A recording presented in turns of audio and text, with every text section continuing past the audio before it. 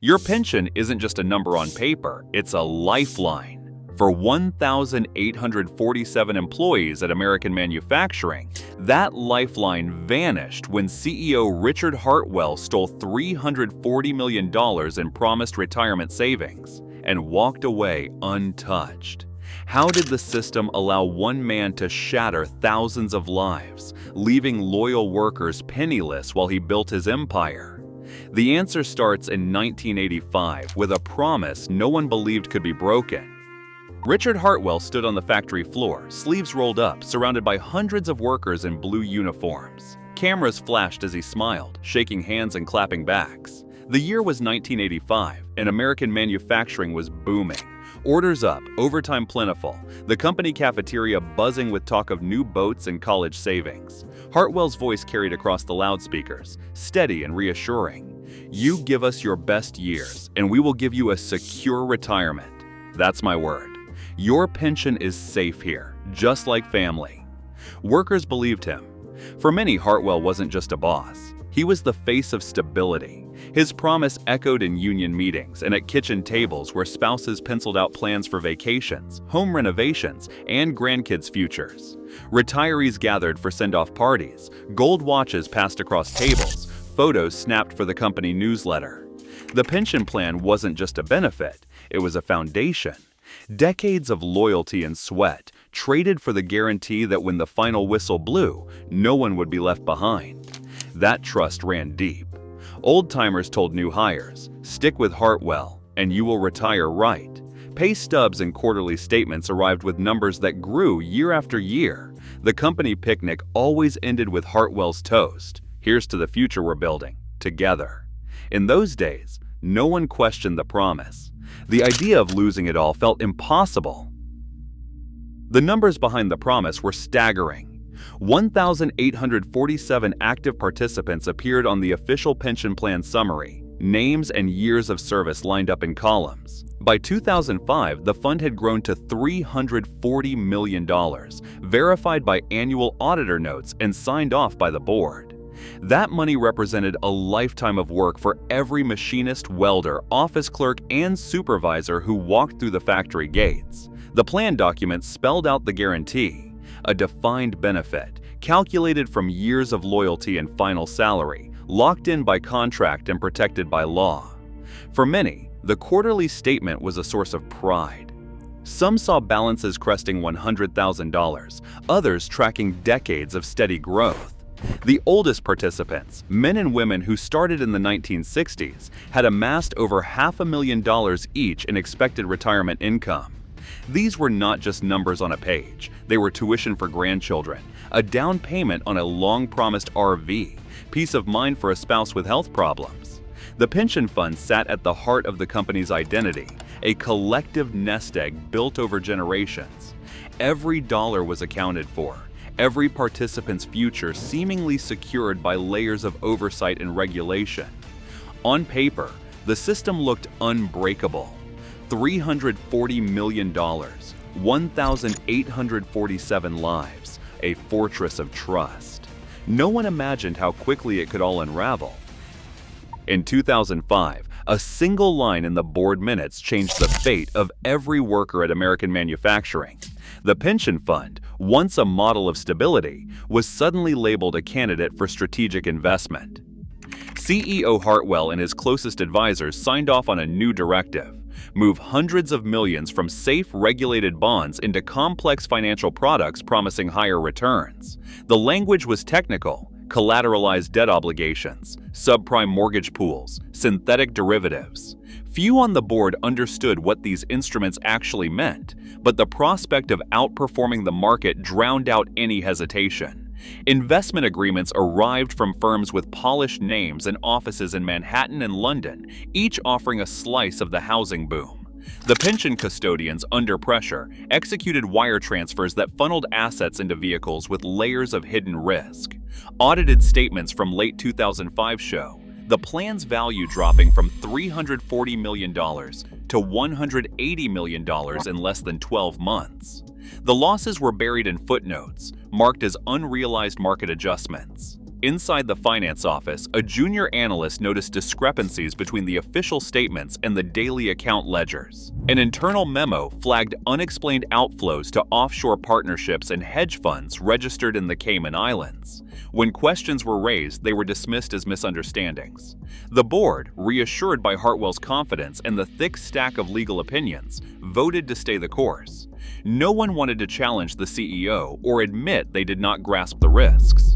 The resulting silence allowed exposure to grow. As Wall Street's appetite for subprime debt grew, so did the pension fund's vulnerability.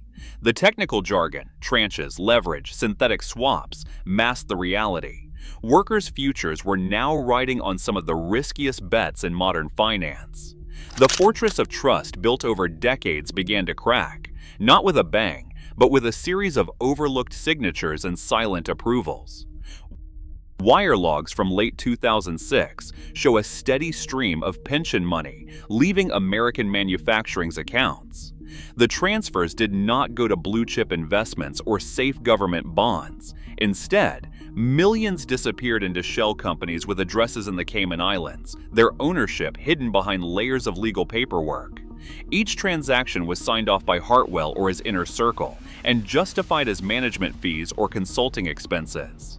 As the pension fund shrank, Hartwell's world grew larger. County property records confirmed the purchase of a $15 million mansion in Greenwich, Connecticut, closed in February 2007. 6 months later, a yacht registry in the British Virgin Islands listed a new $8 million vessel under the name of a holding company linked to Hartwell's family trust.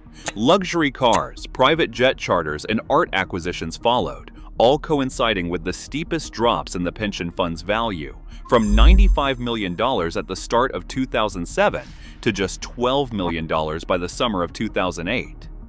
One morning, a whistleblower in the finance department sent an email to the board, attaching a spreadsheet that mapped the outflows.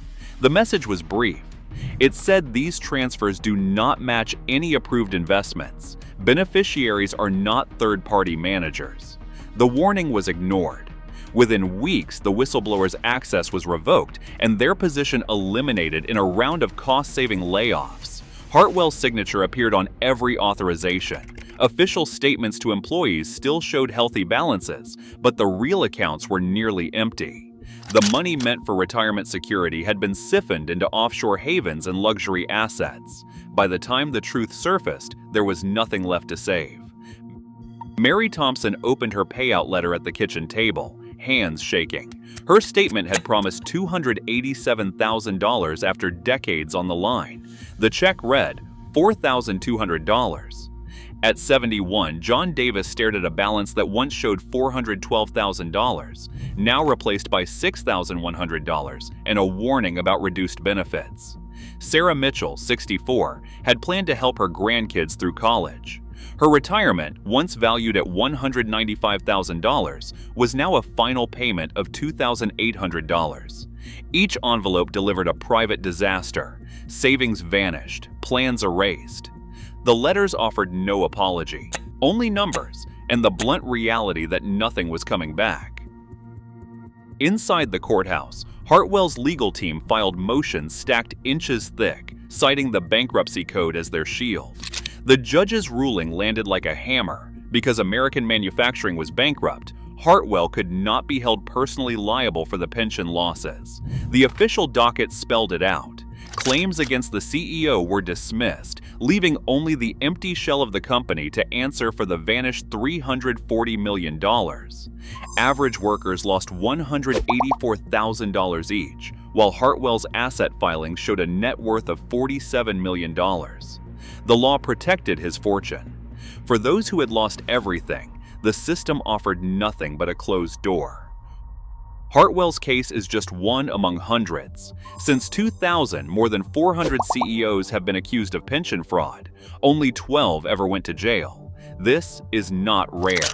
Enron's collapse wiped out billions in retirement savings. At United Airlines and GM, bankruptcy dumped pension obligations, leaving retirees with a fraction of what they earned. Today, 68% of private pensions are underfunded, with a $1.3 trillion shortfall. The risk is everywhere, and the system keeps letting it happen. In 2008, 1,847 employees lost an average of $184,000 each when the American Manufacturing Pension Fund collapsed, leaving just $12 million from the original $340 million. Gone. Court documents confirm Chief Executive Officer Richard Hartwell kept a $47 million fortune, shielded by bankruptcy laws that left workers with nothing. The case was dismissed, and the full details of offshore transfers and boardroom decisions remain sealed, with key financial records still classified. According to U.S. Department of Labor reports, since 2000, more than 400 chief executive officers have been accused of pension fraud, yet only 12 were jailed. Today, 68% of private pensions are underfunded, with a $1.3 trillion shortfall threatening millions of Americans. The laws that failed these workers remain unchanged. The evidence is clear. When oversight fails and loopholes persist, the promise of retirement security can disappear overnight. This is not an isolated event, but a warning written in the records, and the consequences are still unfolding.